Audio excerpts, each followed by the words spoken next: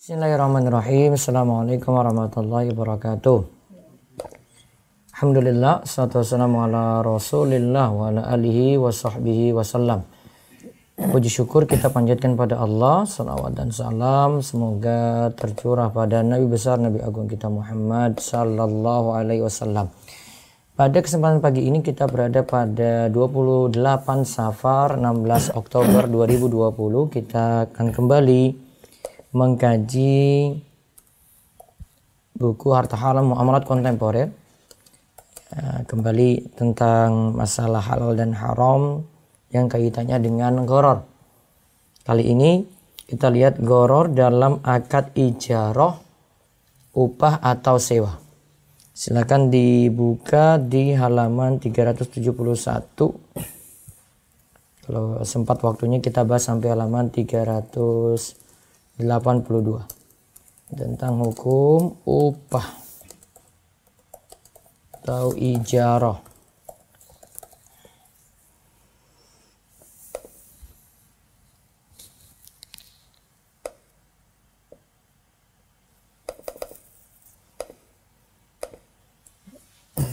Ya, silakan dibaca. Sebagaimana akad jual beli barang, hukumnya haram bila mengandung unsur gharar yang merusak keabsahannya. Begitu juga dengan akad ijarah, karena hakikat akad ijarah adalah jual beli jasa. Akad ijarah adalah jual beli jasa. Nah, jika jual beli terlarang, ya terdapat gharar, ijarah demikian pula. Ya, terus. Berikut ini beberapa bentuk akad ijarah kontemporer yang mengandung gharar dan hukumnya diperselisihkan oleh para ulama. Iya. Satu. Ini ijarah yang mengandung gharar. Sekarang kita bahas beberapa bentuk ijarah yang mengandung gharar, tetapi ada persisian di antara para ulama nantinya. Jadi bukan kata sepakat. Kita lihat satu persatu permasalahan yang ada. Ada di sini gaji pokok plus bonus, ada juga penetapan upah berdasarkan persentase besarnya penjualan, ada juga penetapan upah berdasarkan besarnya laba, ada juga penetapan upah berdasarkan sisa dari harga yang dipatok oleh pemilik barang. Ya, sekarang dibaca gaji pokok plus bonus. Untuk memotivasi semangat para pegawai di sebuah perusahaan agar giat bekerja, beberapa perusahaan menerapkan sistem pembayaran gaji karyawannya dengan cara gaji pokok ditambah bonus yang merupakan hasil keuntungan perusahaan. Ya, terus. Jumlah bonus yang diberikan tersebut tidak tetap, terkadang besarnya sama dengan gaji pokok, terkadang lebih kecil dan terkadang lebih besar, dan bisa jadi tidak ada sama sekali. Ya. Karena jumlah bonus yang tidak tetap tentunya berakibat kepada tidak tetapnya besar gaji yang diterima setiap bulan.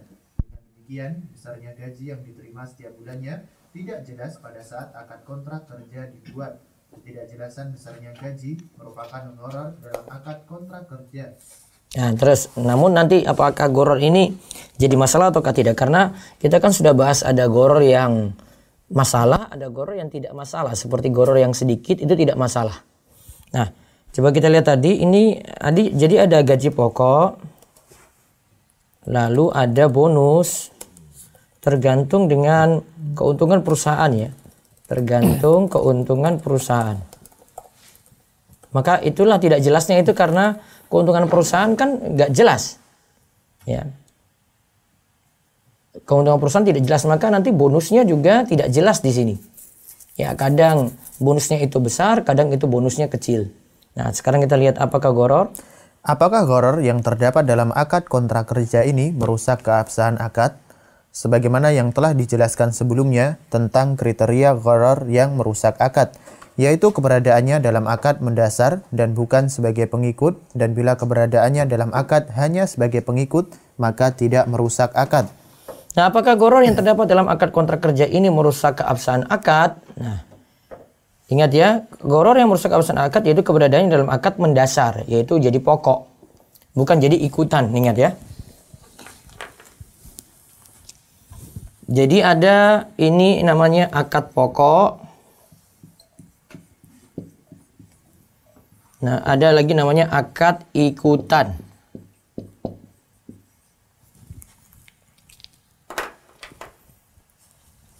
Jika goror ada di sini, ini ada goror. Ini goror dalam akad pokok, maka jadi masalah.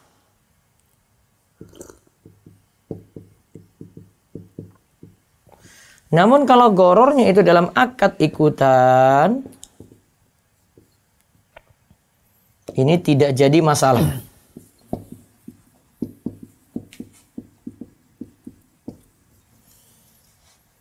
Misalnya kemarin yang kita bahas tentang asuransi.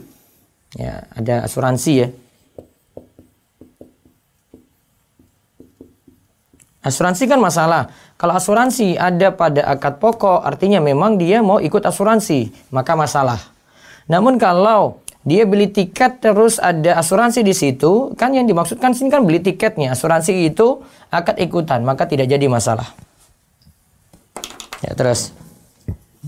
Dalam pembayaran gaji dengan cara gaji pokok ditambah bonus sangat jelas bahwa gharar hanya terdapat dalam bonus dan bukan gaji pokok yang jumlahnya tetap dan jelas sejak akad dibuat. Dengan demikian, maka keberadaan gharar hanyalah sebagai pengikut dalam akad dan gharar yang keberadaannya hanya sebagai pengikut tidak merusak akad berdasarkan dalil-dalil yang telah dijelaskan sebelumnya pada pembahasan kriteria gharar yang merusak akad. Jadi, hukum memberikan gaji plus bonus boleh dan tidak dilarang, bahkan sangat menguntungkan kedua belah pihak, perusahaan dan karyawan. Nah, lihat ya, berarti karena gorornya hanya terdapat dalam bonus yang merupakan akad ikutan, goror ini tidak masalah. Ya, goror ini tidak masalah. Karena kan gaji plus bonus, gorornya bukan pada gaji pokok, namun pada bonusnya. Bonusnya kan cuma ikutan, bisa jadi ada, bisa jadi tidak, bisa jadi besar, bisa jadi kecil gitu. Maka goror ini tidak masalah. Jadi terjawab untuk bonus bagi pegawai yang itu fluktuatif, tidak tetap, naik turun besarnya, maka tidak masalah. Nah, sekarang penetapan upah berdasarkan persentase besarnya penjualan. Penetapan upah berdasarkan persentase besarnya penjualan. Ya.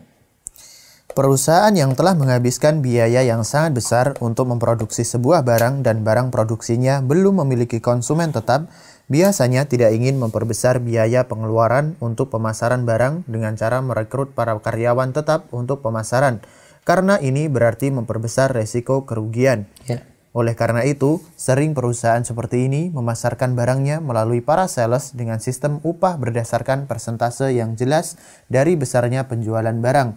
Semakin besar hasil penjualan seorang sales, semakin besar upah yang akan diterima dan sebaliknya. Bahkan, jika tidak ada barang yang terjual, maka ia tidak menerima upah sepeser pun juga. Nah, lihat ya. Jadi, kalau pakai pegawai mungkin resikonya lebih besar karena pegawai itu otomatis kan digaji tiap bulannya. Tapi di sini ada sales. Sales ini dengan sistem upah berdasarkan persentase yang jelas dari besarnya penjualan barang. Artinya semakin besar hasil penjualan seorang sales, semakin besar upah yang akan diterima. Dan ini akan semakin motivasi sales untuk mempromosikan barangnya. Karena makin besar dia promokan, makin ada peluang untuk orang beli. Sehingga pendapatannya makin besar. Ya, terus. Sistem pembayaran upah dengan cara ini jelas mengandung gharar. Karena pada saat seorang sales mengambil barang dari produsen dan membuat perjanjian pembayaran upah, tidak jelas berapa upah yang akan diterimanya. Bisa jadi upahnya besar karena besarnya jumlah barang yang terjual dan bisa jadi kecil atau tidak menerima upah sama sekali. Apakah gharar dalam kasus ini merusak keabsahan akad atau tidak? Nah, ada gharar di sini karena ada upah tidak jelas. Bisa jadi upahnya besar, bisa jadi upahnya kecil kan? Ada goror di sini karena ada upah yang tidak jelas. Bisa jadi besar, bisa jadi kecil. Ya, terus. Kasus ini dapat ditakrij dengan kasus yang diperselisihkan oleh para ahli fikih masa lalu, yaitu jual barang ini dengan harga sekian dan jika terjual engkau mendapat upah sekian persen dari harga barang. Nah, ada masalah fikih, jual barang ini dengan harga sekian dan jika terjual engkau mendapat upah sekian persen dari harga barang. Nah, ini masalah ini ada perselisihan pendapat di antara para ulama. Masalah ini ada perselisihan pendapat di antara para ulama. Ya, silakan. Pendapat pertama, cara pembayaran upah ini tidak boleh. Pendapat ini merupakan mazhab Hanafi dan Syafi'i. Ya. An-Nawawi berkata, di antara bentuk akad yang tidak sah, seorang pemilik barang mensyaratkan kepada wakilnya upah yang tidak jelas dengan mengatakan, jual barang ini dengan harga sekian, jika terjual untukmu 1/10 dari harga penjualannya. Akad mewakilkan untuk menjualkan barang ini tidak sah, sedangkan akad jual beli antara wakil dengan pihak ketiga sah, dan wakil berhak mendapat upah dari pemilik barang sejumlah upah standar. Ya, dalil pendapat ini? Dalil pendapat ini sabda Nabi Shallallahu Alaihi Wasallam. Naha Rasulullah Sallallahu Alaihi Wasallam an bai'il gharari. Nabi Shallallahu Alaihi Wasallam melarang jual beli gharar. Hadis riwayat Muslim. Ya, terus akad. Akad dalam kasus ini termasuk akad muawadhah, memberikan jasa untuk menjualkan barang. Karena itu akad ini tidak boleh mengandung gharar sebagaimana sabda Nabi Shallallahu Alaihi Wasallam di atas. Ya. Dan kasus ini jelas mengandung gharar, yaitu sales tidak tahu berapa upah yang akan diterima pada saat perjanjian dibuat. Nah, sekarang kita lihat tanggapan. Memang benar akad ini mengandung gharar, akan tetapi gharar tidak selamanya haram sebagaimana telah dijelaskan sebelumnya.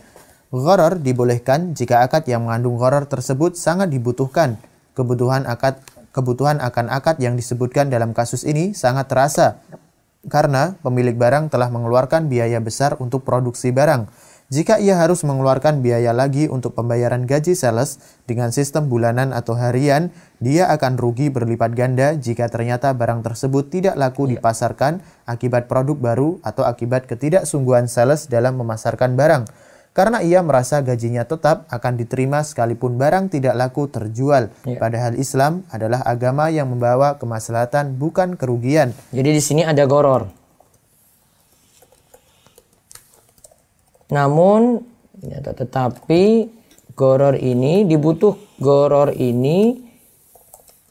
ada dalam transaksi yang dibutuhkan.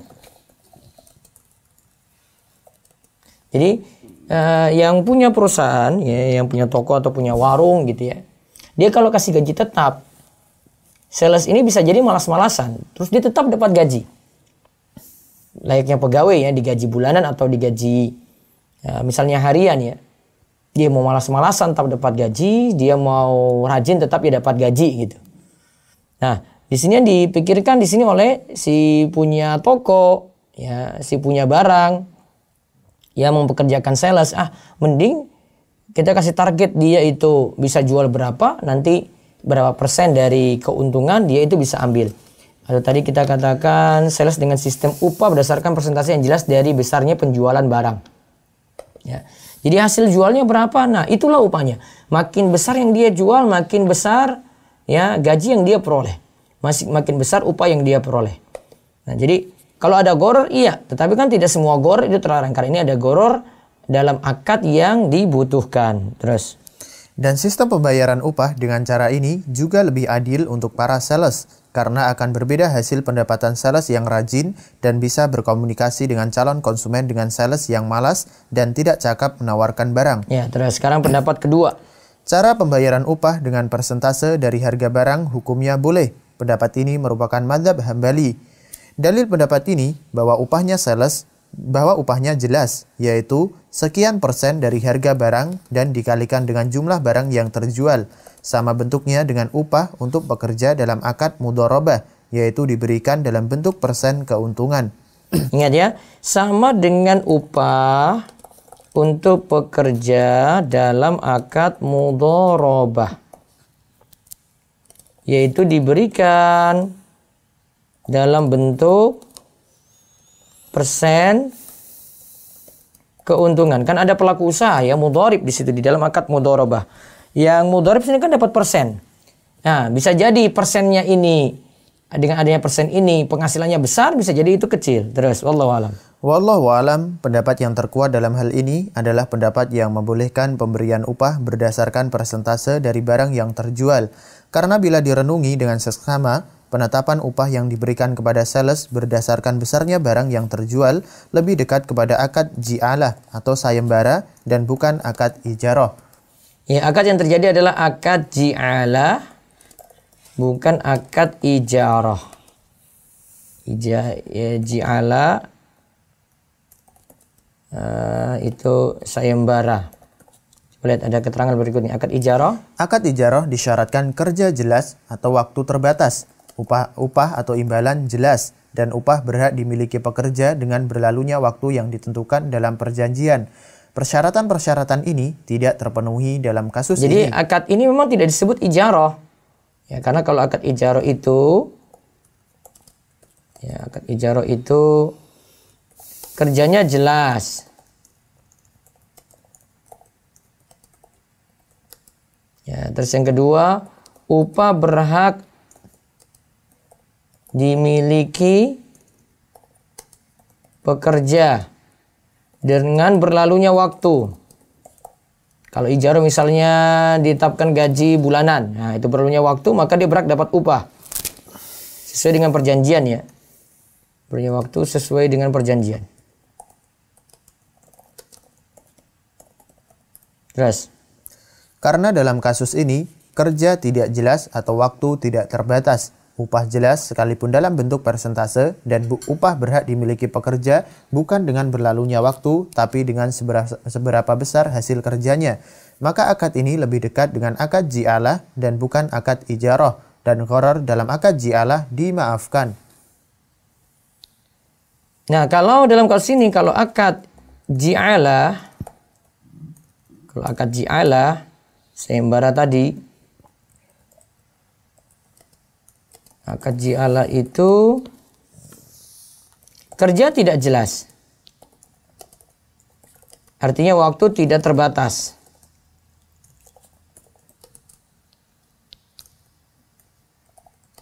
Terus upah jelas sekalipun dalam bentuk persentase.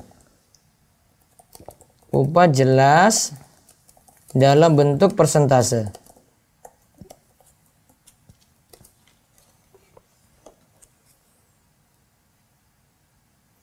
Terus upah dilihat dari hasil kerja. Nah, gitu ya. Jadi karena di sini kerja tidak jelas, artinya waktunya itu tidak dibatasi, pokoknya asalkan ini laku. Terus upah jelas dalam bentuk persentase, kemudian upah dilihat dari hasil kerja. Ya, upah dilihat dari hasil kerja. Ya, terus penetapan upah berdasarkan besarnya laba.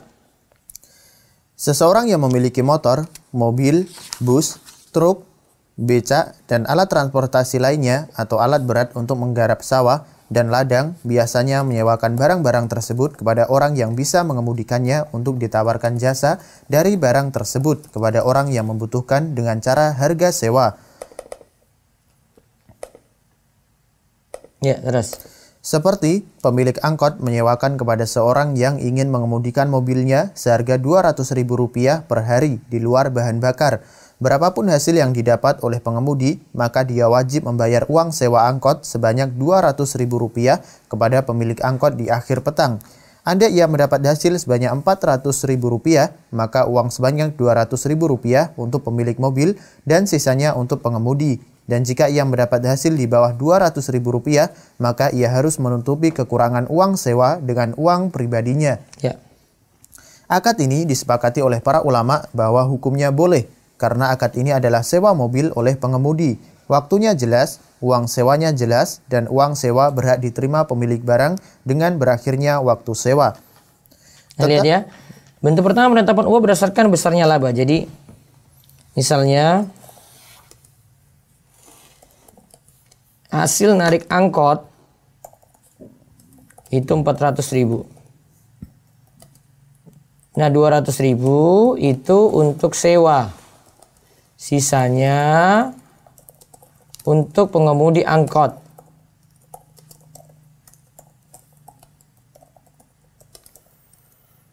Ini boleh. Karena aslinya itu ya ini adalah sewa. Ya, sewanya 200.000. Nah, tetapi ada juga yang menerapkan, coba lihat lagi. Akad ini, tetapi ada juga yang menerapkan penetapan upah dengan cara persentase dari besarnya laba bersih yang didapat setelah biaya perawatan barang dikeluarkan. Dalam contoh angkot di atas, Anda yang mengemudikan angkot mendapat uang sebanyak Rp400.000 dalam satu hari, maka uang sebanyak Rp100.000 dikeluarkan terlebih dahulu untuk biaya perawatan mobil dan sisanya Rp300.000 dibagi dua. Maka pemilik angkot mendapat uang sebanyak Rp250.000 sama dengan Rp100.000 biaya perawatan mobil ditambah Rp150.000 uang bagi hasil. Sedangkan pengemudi mendapat uang sebanyak Rp150.000. Ya, terus. Dan jika pendapatan di bawah Rp100.000, dapat dipastikan bahwa seluruhnya diambil pemilik mobil untuk menutupi biaya perawatan. Dan pengemudi tidak diharuskan menutupi kekurangan biaya perawatan mobil karena dia telah menderita kerugian mengemudikan mobil seharian tanpa hasil apapun juga. Ya, apakah cara penetapan upah mengemudikan angkutan umum dengan cara seperti ini diperbolehkan syariat? Para ulama berbeda pendapat dalam hal ini. Ya. Baca pendapat pertama. Pendapat pertama, akad ini tidak sah. Pendapat ini merupakan mazhab Hanafi dan Syafi'i. Lihat ya. Jadi penetapan upahnya yang tadi ini yang kedua. Kalau yang pertama itu jelas sewa ya. Kalau yang kedua ini ya hasil narik angkot 400.000. Lalu 100.000 itu untuk biaya perawatan mobil.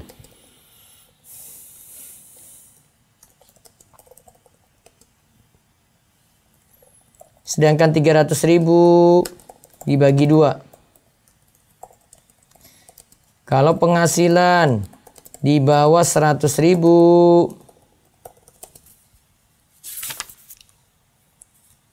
dan jika pendapatan di bawah Rp100.000 dapat dipastikan bahwa seluruhnya untuk pemilik mobil untuk menutupi biaya perawatan.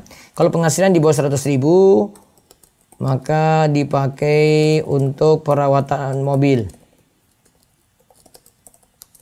Nah, hukum yang kedua ini bagaimana? Begitu lihat di sini ternyata ada beda pendapat. Ada pendapat pertama dulu. Akad ini tidak sah. Pendapat ini jadi pendapat mazhab Hanafi dan Syafi'i. Coba As-Sarakhsi. As-Sarakhsi berkata, seseorang menyerahkan hewannya kepada orang lain untuk dipekerjakan dengan perjanjian hasil yang didapat dari upah jasa hewan tersebut dengan cara dibagi dua.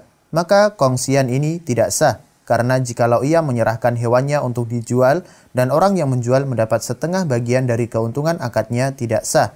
Begitu juga dengan akad menyewakan jasa hewan tersebut. Seorang menyerahkan hewannya kepada orang lain untuk dipekerjakan dengan perjanjian hasil yang didapat dari upah jasa hewan tersebut dengan cara dibagi dua. Ya, sama seperti tadi ya. Karena jikalau ia menyerahkan hewannya untuk dijual dan orang yang menjual mendapat setengah bagian dari keuntungan akadnya tidak sah. Begitu juga dengan akad menyewakan jasa hewan tersebut. Terus dalil tidak sahnya? Dalil tidak sahnya akad ini karena bila akad ini dikategorikan ke dalam akad mudharabah termasuk mudharabah yang tidak sah. Karena persyaratan mudharabah bahwa modal haruslah uang tunai dan bukan barang. Dan sekalipun boleh dalam bentuk barang berdasarkan pendapat sebagian ulama, akan tetapi mudharabah adalah akad dagang yang berarti barang sebagai modal dijual dan dibeli barang baru dan begitu seterusnya. Selisih dari harga beli dan jual adalah keuntungan yang dibagi dua dan ini tidak berlaku dalam kasus ini karena barang tidak dijual akan tetapi hanya digunakan jasanya. Ya, barang tadi hanya digunakan jasanya ya. Ini kalau mau samakan dengan mudharabah tidak bisa karena ingat ya catatan untuk mudharabah Modal haruslah uang tunai. Tidak dalam bentuk barang. Walau nanti ada beda pendapat dalam masalah ini ya. Ada beda pendapat ulama dalam masalah ini. Nah, terus sekarang di bawahnya lagi. Bila kasus ini dikategorikan ke dalam akad ijarah atau sewa menyewa juga tidak sah karena mengandung gharar, yaitu tidak jelas berapa upah yang akan diterima oleh pengemudi. Bisa jadi besar dan bisa jadi tidak ada sama sekali. Nah, bisa jadi tidak ada sama sekali. Tadi di bawah 100.000 saja dipakai semua untuk biaya perawatan. Terus.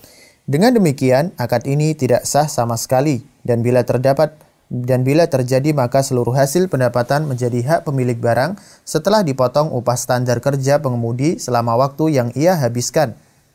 Nah, terus pendapat kedua.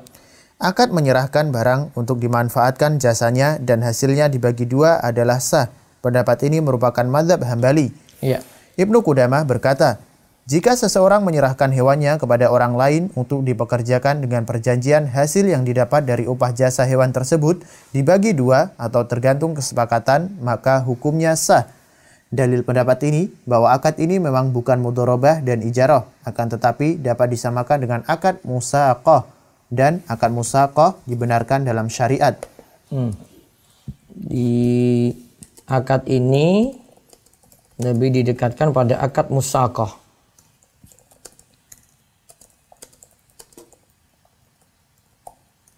Ya, terus.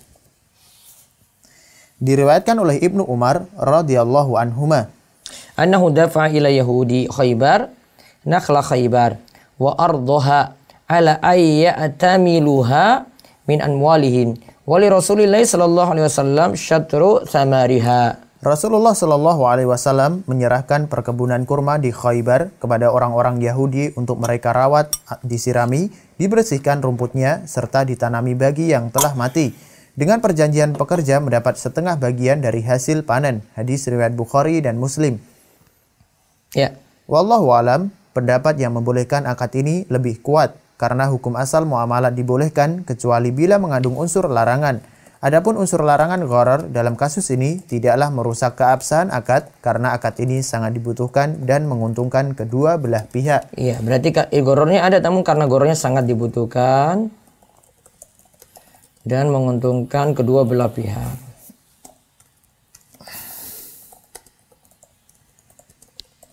Jadi untuk charter mobil angkot seperti ini ya, dua-dua kasus tadi dibolehkan. Nah, kita lihat satu lagi. Penetapan upah berdasarkan sisa dari harga yang dipatok oleh pemilik barang.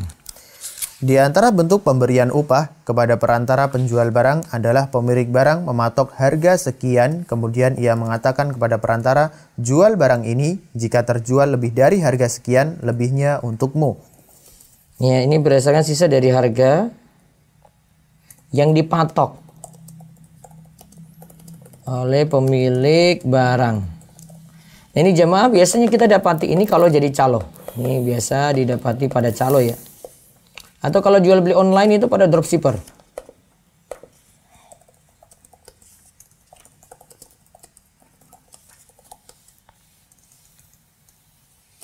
Calo atau perantara jual beli. Ya, terus. Bentuk pemberian upah dengan cara ini memang tidak termasuk pembahasan kontemporer. Akan tetapi mengingat kasus ini juga sering terjadi di tengah masyarakat, khususnya untuk barang yang susah terjual dengan cepat sesuai dengan harga yang diinginkan pemiliknya, seperti tanah, mobil, dan lain-lain. Jadi tadi kalimatnya jual barang ini jika terjual lebih dari harga sekian, lebihnya untukmu. Jadi misalnya tanah harga 100 juta gitu ya. Nah, dibilang, ini pokoknya ke saya 100 juta, terserah kamu mau jual berapa. Maka dia bisa jadi jual 150 juta, bisa jadi dijual 200 juta, terserah dia. Nah, kalau 200 juta mungkin nggak mungkin ya, 120 juta sampai 150 misalnya. Terus. Sering terjadi, seseorang telah menawarkan tanahnya dengan harga yang dia inginkan melalui berbagai media tanpa perantara, namun pembeli tidak kunjung datang. Setengah berputus asa, dia menaikkan harga tanahnya dan meminta jasa calo tanah untuk menjualkannya dengan perjanjian bahwa kelebihan dari harga yang telah dipatok pemilik tanah adalah upah usaha calo mencari pembeli. Terkadang calo mendapatkan pembeli yang mau membeli tanah dengan harga yang jauh lebih tinggi dari harga yang dipatok pemilik, dan terkadang hanya mendapat pembeli yang mau membeli dengan harga lebih sedikit dari yang dipatok. Nah, tergantung ini ya. Ada yang mungkin tetapkan harga lebih tinggi, dia dapat untung besar si calo tadi.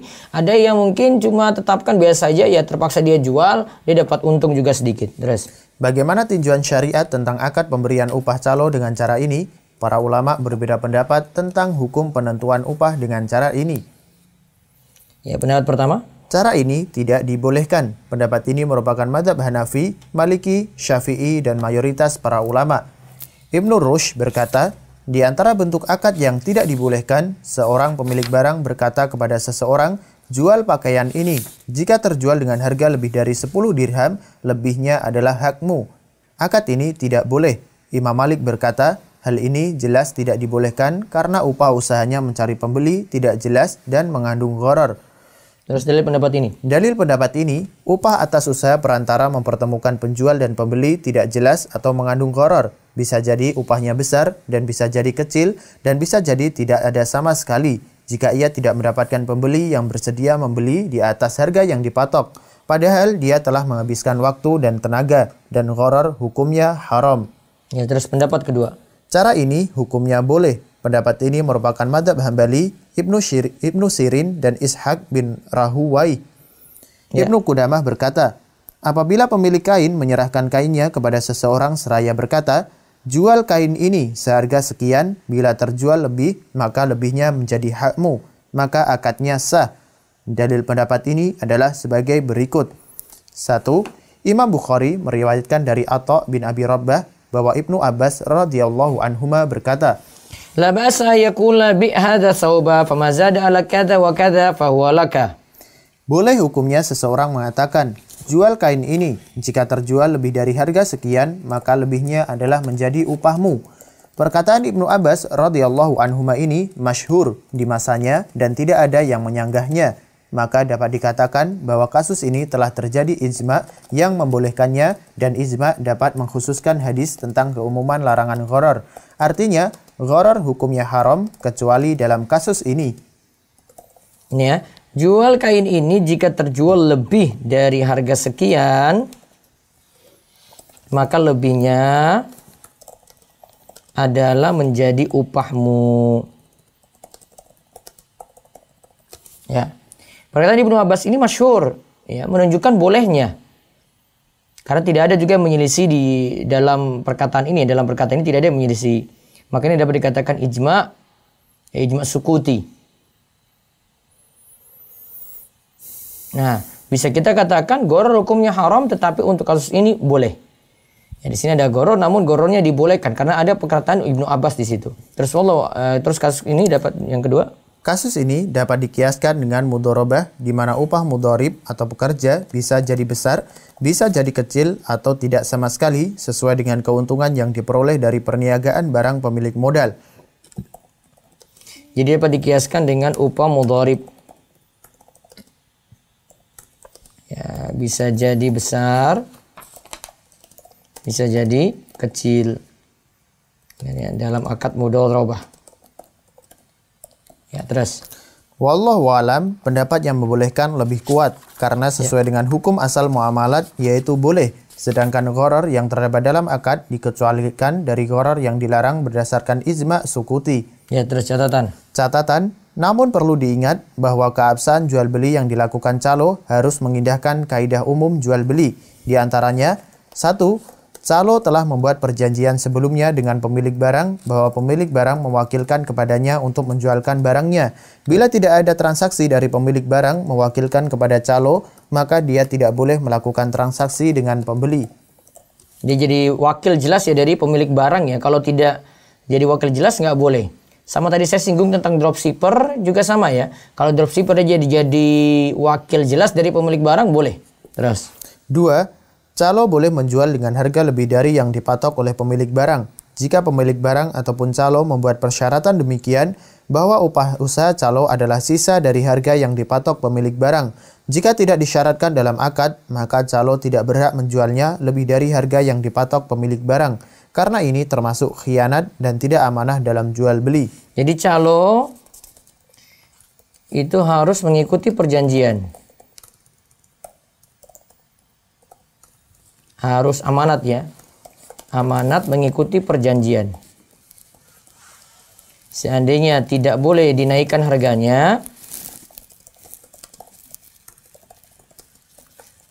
maka calo harus menuruti keinginan pemilik barang.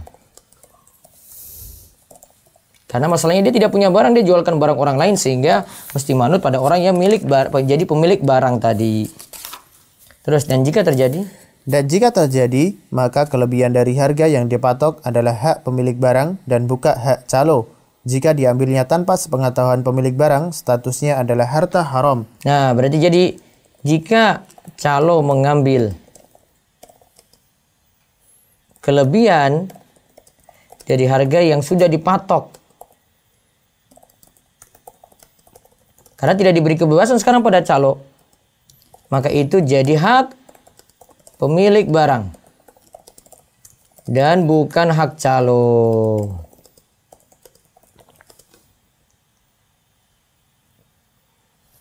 Berarti jika diambilnya tanpa izin dari pemilik barang, statusnya adalah haram.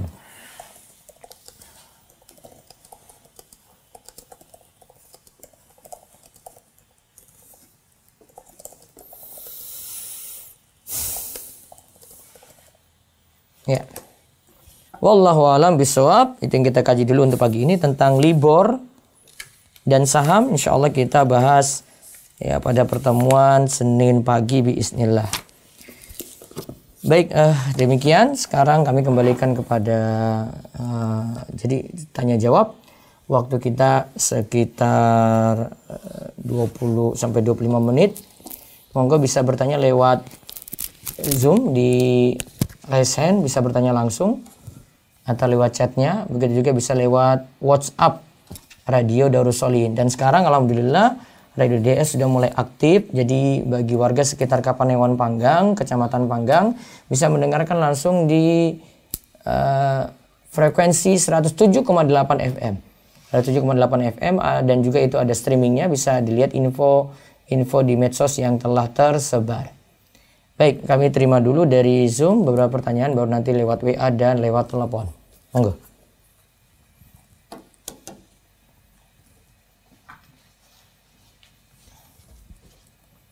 Pada Umukai, tafadhali. Assalamualaikum warahmatullahi wabarakatuh, Ustaz. Waalaikumsalam warahmatullahi wabarakatuh. Nah, saya bertanya dulu tema, boleh Ustaz? Iya, silakan. Ustaz, kalau mau jual emas, batas maksimal penjualan yang boleh kita naikkan itu berapa ya Ustaz? Ini emas siapa? Emas saya jual beli emas. Enggak ada batasan, Bu. Nggak ada ya Ustaz ya? Iya, kalau itu emas Ibu, terserah Ibu mau jual berapa. Gitu. Kalau itu emas orang lain, baru yang tadi kita bahas tuh. Kalau emas orang lain, kita jualin punya orang, dia tetapkan harga tertentu enggak? Kalau tidak tetapkan juga berarti bebas. Baik. Kemudian Ustaz, misal saudara saya menitip beli emas. Iya. Karena nominalnya besar, saya nggak punya uang juga sebesar itu. Iya. Kemudian saya ikuti akadnya, jangan jual beli, tapi titip aja. Boleh nggak itu Ustaz? Saya terima transfer dari dia, lalu saya beli emasnya. Terima dulu uang dari dia gitu. Lalu saya beli emasnya, baru kemudian saya berikan emas itu ke dia. Tapi nggak akan jual beli. Titip ya. Nanti untungnya gimana? Saya beli sesuai harga dari butiknya itu, saya berikan ke dia. Ibu nggak ambil untung? Nggak ambil untung. Nggak ambil untung? Ya, boleh. Boleh seperti itu. Tapi kemudian kalau dia berikan saya uang jalan gitu, boleh nggak Ustaz? Ya, uang jalannya halal boleh. Uang jalannya halal boleh ya. Ustaz. Ya. Waalaikumsalam Ustaz. Waalaikumsalam. Ya, terus berikutnya. Silakan kepada Bapak Fadil. Assalamualaikum warahmatullahi wabarakatuh, Ustaz. Waalaikumsalam warahmatullahi wabarakatuh, silakan. Maaf Ustaz, saya ingin cuma memastikan Ya. saya nggak sengaja nemu artikel nih. Katanya minyak bumi itu berasal dari bangkai hewan yang terkubur di dalam tanah itu, Ustadz. Iya, betul. Terus? Setelah jutaan tahun, kemudian berubah menjadi minyak bumi. Iya. Ini kan udah berubah nih zatnya. Berarti apakah masih termasuk najis, Ustadz? Enggak, Bumi tersebut. tidak najis lagi karena sudah terjadi istihala, perubahan ke bentuk yang lain, jadi zat baru. Dia tidak ada bawa unsur bangkai lagi. Maka jadi suci, jadi zat baru. Dihukumi zat barunya. Namanya istihala di situ. Istialah. Iya. Berarti bisa dimanfaatkan untuk apapun itu ya, Ustadz? Boleh, suci. Walaupun buat baju gitu. Iya, semuanya boleh. Dia sudah jadi zat baru, Pak. Iya. Syukron. Wa'alaikum. Ada lagi silakan. Satu lagi lewat resen. Tafadhali kepada Ummu Aisyah. Assalamualaikum Ustaz. Waalaikumsalam warahmatullahi wabarakatuh. Silakan. Iya, Ustaz, Ana mau tanya. Jadi kalau misalnya untuk upah ini, kan kami ini ada proyek gitu ya Ustaz. Nah, proyek itu kebetulan bekerja sama dengan BUMN yang dananya itu turun per termin. Per termin. Kami sudah melakukan beberapa pekerjaan, tapi dananya belum keluar seperti Iya. itu. Bahkan ada saya pernah dengar kalau kita itu harus membayarkan upah sebelum keringat mengering ya Ustaz ya. Iya.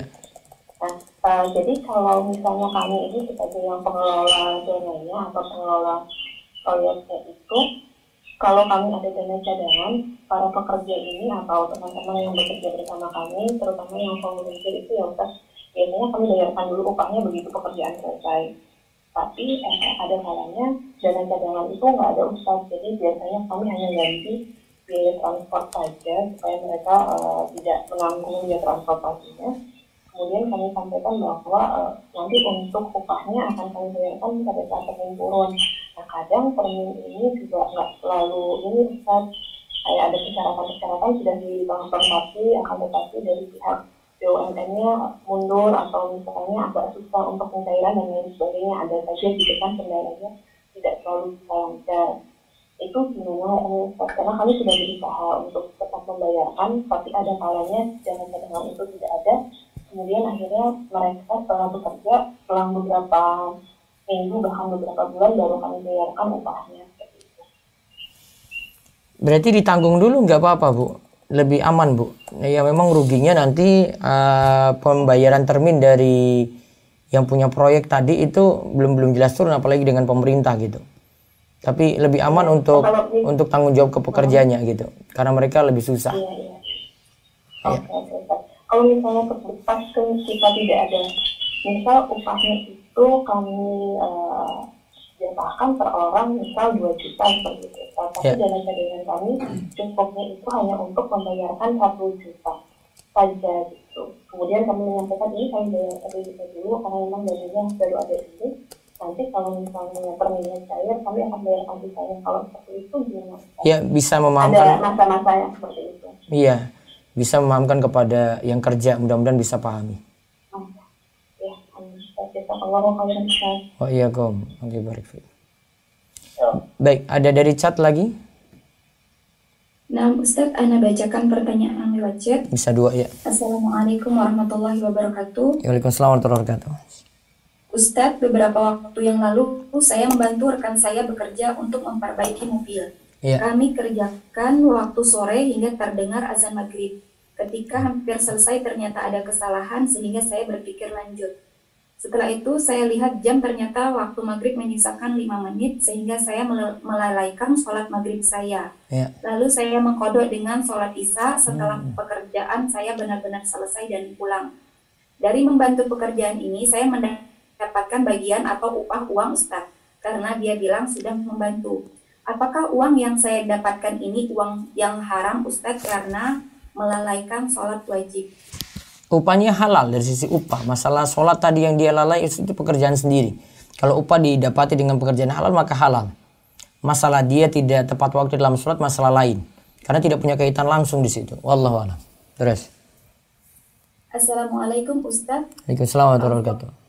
Izin bertanya, misal ada orang yang mempunyai sebuah barang, habis itu orang itu membuka pendaftaran bagi orang yang mau memasarkan barangnya, tapi dengan syarat harus membayar biaya pendaftaran dan beli barangnya untuk diri sendiri. Setelah itu orang yang sudah mendaftar itu boleh memasarkan barangnya, dan kalau berhasil melakukan penjualan akan mendapatkan komisi 15% dari orang tersebut dari harga barangnya. Apakah ini boleh, Ustaz? Ini triknya nanti hampir mirip dengan MLM kemarin, tapi gini, mau tahu biar tidak masalah. Tadi buka pendaftaran ya, ada uang pendaftaran, terus disuruh beli barang. Terus nanti dia mendapatkan bonus lagi. Nah, ini tergantung. Dia disuruh cari downline atau tidak. Disuruh cari orang lain ataukah tidak. Dan harga yang pertama, harga barang itu wajar atau tidak. Kalau harga barang itu dengan mengikuti pendaftaran tadi, berarti masuk di dalam membernya itu sangat-sangat mahal dibandingkan dengan di tempat lain ya. Bisa jadi dicurigai kalau keuntungannya ini dipakai untuk bonus. Dan nanti mengandalkan member baru berikutnya. Namun kalau tidak ada seperti ini maka aman-aman saja dan asalnya boleh. Wallahu a'lam. Satu lagi dari chat ya. Ya, Ustaz. Assalamualaikum warahmatullahi wabarakatuh. Waalaikumsalam warahmatullahi wabarakatuh. Kalau beasiswa karena IQ anak bagus, itu bagaimana hukumnya, Ustaz? Beasiswa karena IQ anak itu bagus, terus dia dapat beasiswa ya. Kalau memang ketentuannya seperti itu boleh diambil. Kalau misalnya ketentuannya nggak sesuai, ini beasiswa untuk orang miskin, tapi ada orang yang mampu, dia ambil beasiswa ini, nah itu baru tidak dibolehkan. Ya, satu lagi dari chat. Lanjutannya Ustaz, dan jika sebagai orang tua bilang, contoh jika kamu hafal juz 30 dalam waktu 5-6 bulan akan diberi hadiah handphone, itu bagaimana Ustaz? Boleh, namun ini ya handphone ini ditujukan kepada siapa dulu ya, jadi tentang penggunaannya nanti orang tua lebih kontrol lagi. Kalau pada anak ya dia tidak bebasin kecuali pada waktu tertentu untuk kebutuhan khusus gitu untuk handphone tadi. Wallahu a'lam. Baik, lewat chat dulu. Lewat WA, silakan. Bismillah Ustadz, izin bertanya, bagaimana hukum menelan dahak dan lendir di hidung yang tidak bisa dikeluarkan pada saat puasa? Tidak bisa ditahan maka tidak masalah. Karena masyaqqah. Al-masyaqqah tajlibu taisir. Kesulitan mendatangkan kemudahan. Terus. Apakah termasuk riba jika seseorang pemilik kontrakan mengambil manfaat seperti potongan harga dari produk yang dia jual?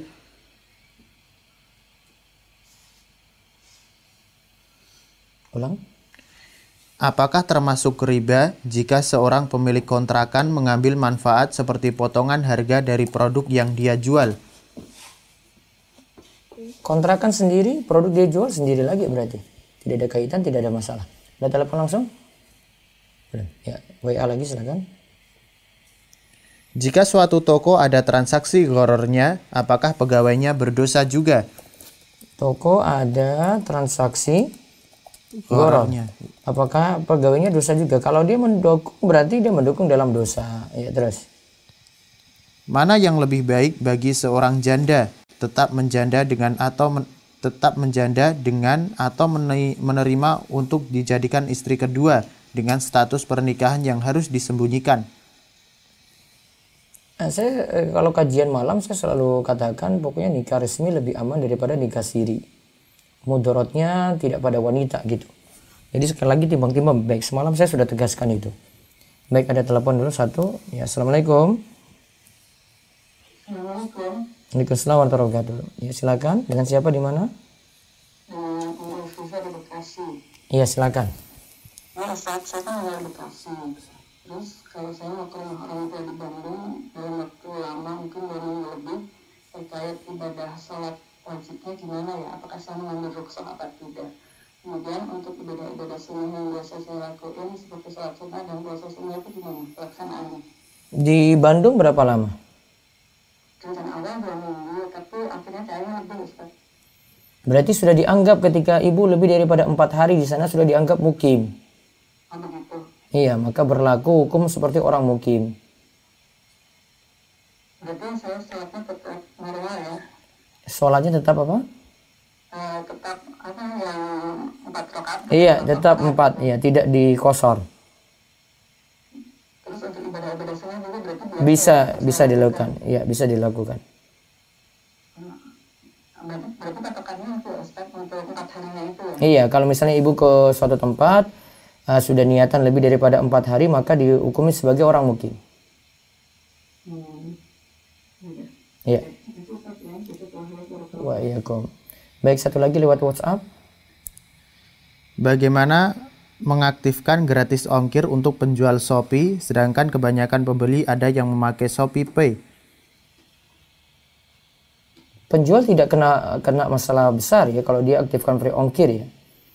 Tetapi yang masalah itu pada si pembeli, maka harus ada edukasi pada pembelinya gitu. Ya, wallahu a'lam. Terus satu lagi. Ustadz, saya terlanjur belanja barang KW.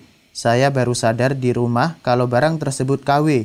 Harus saya apakah barang tersebut? Boleh dimanfaatin, tapi yang berikutnya tidak dilakukan lagi beli barang KW biar tidak menzalimi orang lain. Baik, saya kembalikan lagi ke Zoom, masih banyak ya. Bisa resen monggo. Nah, tafadhali kepada Ibu Siti Halijah.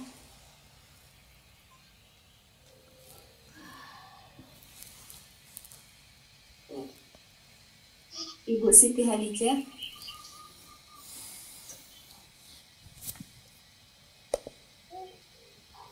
Jika tidak ada, kita ke Ibu Asifah. Assalamualaikum. Ya, waalaikumsalam warahmatullahi wabarakatuh. Silakan. Apa Ustadz izin bertanya di luar tema? Dulunya Ana ini adalah seorang pelakon dakwah di sebuah organisasi. Namun alhamdulillah saya telah memutuskan untuk keluar dari organisasi tersebut. Dan dulunya di organisasi tersebut saya juga menjadi pengajar untuk ibu-ibu mengaji. Apakah saya bisa menjelaskan kepada ibu-ibu tersebut yang masih ada di dalam organisasi tersebut dan adik-adik yang sudah saya ajar, apakah saya mengumumkan kepada mereka atau memberitahukan kepada mereka bahwa saya telah keluar dari organisasi tersebut dan memberitahukan apa-apa saja alasan saya sehingga saya keluar dari organisasi tersebut. Ustadz, apa nasihat untuk anak? Ini organisasi bermasalah? Apa Ustadz bisa disebut? Enggak usah. Jadi menurut ibu itu organisasi bermasalah gitu? Kalau menurut anak. Halo? Iya. Iya Ustadz. Ya, contohnya pemimpin organisasi tersebut. Ustadz? Saya juga baru-baru belajar dan ternyata di dalam organisasi tersebut dituntut untuk mengajarkan apa yang ilmu yang telah saya timba di organisasi tersebut.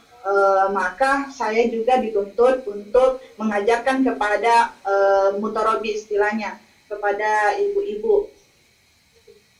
Dan di dalamnya bertingkat-tingkat dia Ustadz, berkelas-kelas. Kalau baru berarti dimasukkan ke dalam kelompok ini. Kemudian seperti kita menjalani sebuah pendidikan, misalnya ada kelas 1, kelas 2, kelas 3 dan seterusnya Ustaz. Jadi sisi ajaran menurut ibu keliru, sisi ajaran yang diajarkan. Kalau yang saya dapatkan Ustadz dari segi akidahnya, alhamdulillah di organisasi tersebut masih memegang sunnah akidah ahlu sunnah wal jamaah. Ya, terus? Tapi dari segi masalah dakwanya ini Ustaz, saya belum mampu untuk mengajarkan kepada orang dan ditunjuk untuk dan harus untuk mengajarkan kepada mereka.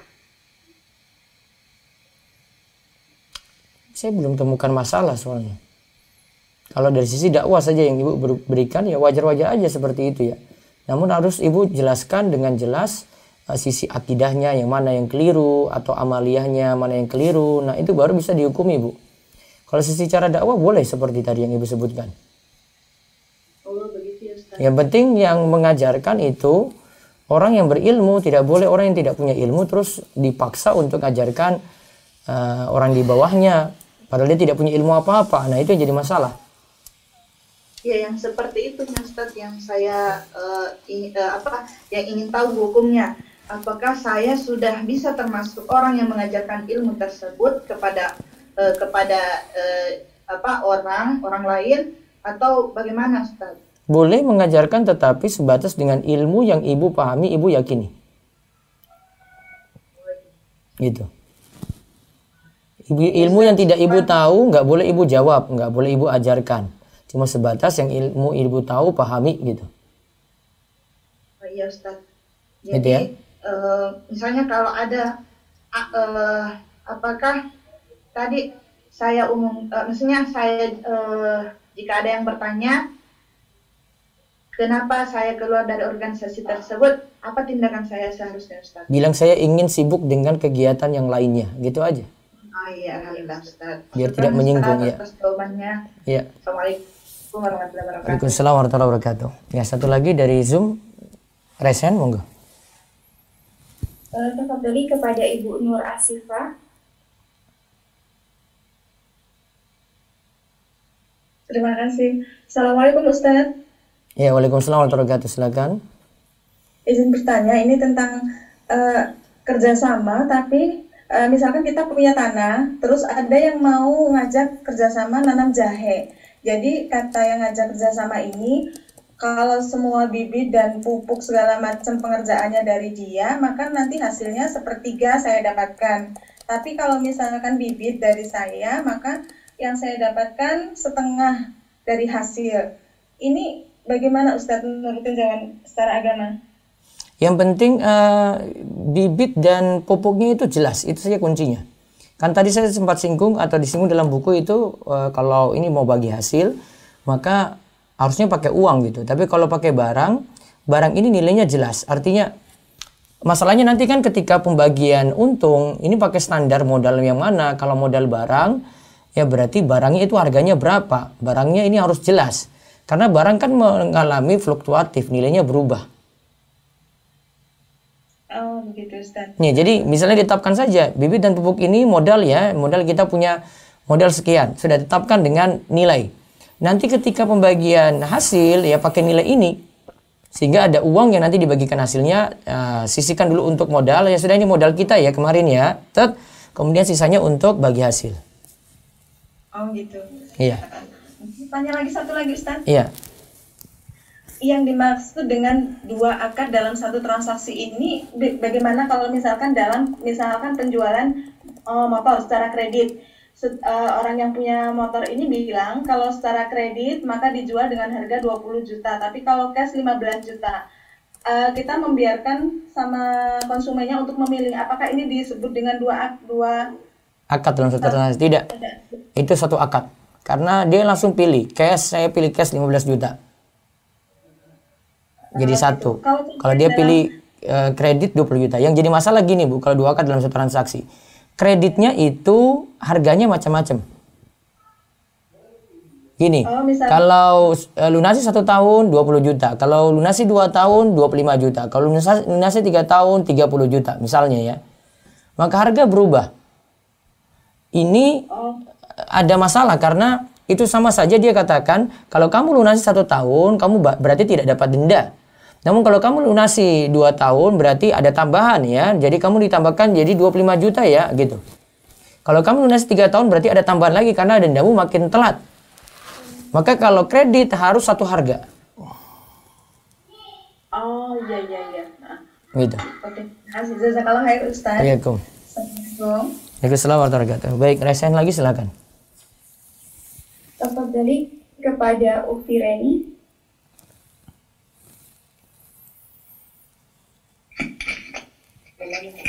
Assalamualaikum warahmatullahi wabarakatuh. Waalaikumsalam warahmatullahi wabarakatuh. Apa Ustadz izin bertanya? Iya. Di tempat kerja Ana kan ada asuransi gitu Ustadz. Nah jadi di setiap gaji per bulannya itu tuh ada tambahan uang untuk membayar asuransi itu tersebut Ustadz sebesar 50.000. Nah dan asuransi itu tuh dibayarnya itu manual Ustadz, jadi harus ke bank lagi, nggak langsung ditarik langsung sama pihak asuransi. Nah terus biaya asuransinya itu per bulan cuma 15.000 Ustadz. Nah sekarang kan lagi COVID ini, jadi asuransinya itu harganya tuh menurun Ustadz, jadi sebesar 2.099 per rupiah. Nah, jadi kalau dibayar di bank itu Ustadz harus digenapkan jadi 3.000. Itu kayak mana ya Ustadz? Ya nggak masalah, tambah satu tadi. Ini masalah lain gitu. Sebenarnya itu cuma trik aja, cuma jadi 3.000 karena nggak ada orang bayar 2.999 rupiah gitu. Nah, terus tadi di setiap gaji per bulan tambahan uang untuk asuransi, berarti disuruh pegawai bayar asuransi sendiri gitu? Iya. Oh berarti tidak dipotong otomatis dari gaji? Enggak. Kalau tidak diambil bagaimana? Uangnya tak diambil Ustaz? Bukan, maksudnya nggak bayar asuransinya? Tak boleh Ustaz. Selagi kerja di sana harus asuransi itu tetap ada. Berarti asuransi ketenaga kerjaan Ustaz. Berarti keterpaksaan gitu. Berarti bayar. Nanti kalau dapat klaim berarti baiknya sebatas yang premi yang disetor saja. Jadi sisa uangnya Ustaz? Sisa yang mana? Kan 50.000 satu bulan. Nah sementara bayarnya itu kalau normal kan 15.000. Semenjak COVID ini jadi 2.099 rupiah. 50.000 bayar normal ya? 50.000 itu per bulannya Ustaz, yang setiap bulannya menerima dari tempat kerja Ustaz. Oh 50.000 itu dapat asuransi tiap bulan? Gaji itu kan Ustaz udah termasuk gaji, 50.000 dimasukkan dalam gaji Ustaz. Perusahaan kasih asuransi 50.000 untuk pegawai. Iya, untuk membayar asuransi 50.000. Nah, tapi disuruh bayar 15.000 saja. Iya. Ke pihak asuransinya. Iya. Perusahaan tahu nggak itu memang cuma 15.000 saja? Tahu Ustaz, karena kan sebelumnya udah dikonfirmasikan sama. Oh, berarti ada sisa berapa itu? 35.000? 35, iya. 35.000 ya. Kalau sekarang Iya. COVID berarti sisanya lebih banyak lagi. Iya. Berarti boleh dimanfaatin. Boleh uangnya dimanfaatin? Iya, boleh. Karena diizinkan perusahaan tadi. Ya. Iya.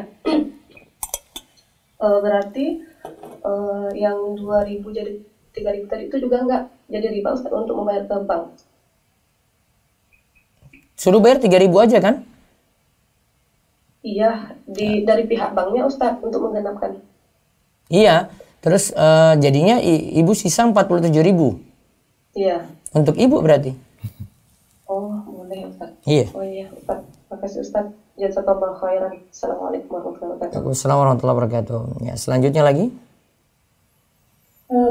Boleh Anda bacakan lewat chat Ustaz? Ya. Ustaz, bagaimana hukum menjual buku-buku yang tidak sesuai sunnah, yang misal buku parenting itu penulisnya ada kecenderungan seorang IM, karena di dalam bukunya ada sedikit pembahasan tentang tokoh IM. Jadi bagaimana Ustaz? Saya bahas buku itu, tetapi saya lompat. Kalau saya jadi pengajar, saya lompat ke pembahasan yang poin-poin penting saja gitu. Kalau bisa gurunya bagus, bisa seleksi lebih bagus. Karena buku tersebut saya nilai buku paling bagus saat ini ya, tentang masalah pendidikan anak dalam Islam. Bukunya Tarbiyatul Aulad fil Islam, karya Syekh Dr. Nasi Al-Ulwan. Dari sisi kualitas bukunya diakui oleh para ulama gitu. Namun beberapa kritikan seperti tadi yang disebutkan, ada penyebutan tokoh kayak gitu, terus ada penilaian hadis yang beliau kurang perhatikan. Namun kalau ada guru yang ngajarkan bisa seleksi tadi, oh ini nggak benar, oh ini ada masalah, oh ini hadisnya dhaif, dan di buku terjemahan Indonesia itu ada kritikan hadisnya juga. Maka tergantung gurunya siapa yang ngajarin. Kalau gurunya bisa seleksi dan milih pendapat yang lebih tepat, poin-poin penting saya diambil. Dia tidak mesti bahas semuanya. Karena saya bahas itu setiap ahad sore jam 3:30, saya ambil poin-poin pentingnya saja. Oh, ini pembahasan ini, poin mana yang diambil gitu. Nah, seperti itu. Bisa lihat nanti di channel Rumah Setifu sekarang saya bahas tentang tanggung jawab pendidikan anak. Nah, sudah mau selesai pembahasan itu insya Allah. Ya, terus. Assalamualaikum Ustaz. Waalaikumsalam warahmatullahi wabarakatuh. Di luar tema. Ya. Apakah yang membedakan pakaian wanita salaf dan wanita syiah? Kalau perbedaannya wallahu a'lam ya, sama ya. Sisi pemahaman aja kalau gitu. Walau saya belum tahu perbedaan persisnya. Terus ada lagi? Nah, selanjutnya Ustaz.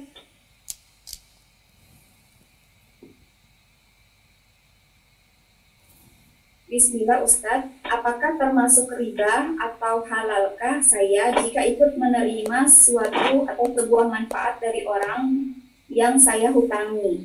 Jika misalnya saya tinggal di rumah ibu saya, numpang karena qadarullah saya tahun ini menjadi janda dan ingin tinggal di rumah ibu saya karena saya ingin melahirkan dekat dengan ibu saya. Dan ibu saya ingin memperbaiki rumah itu.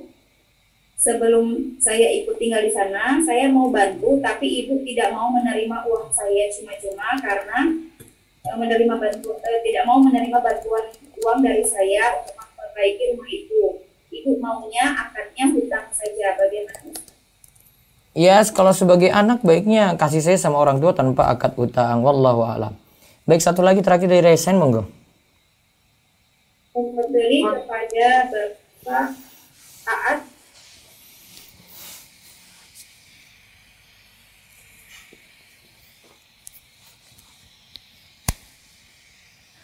Bapak Aat, jika tidak ada, tafadhali kepada Ummu Ukasyah.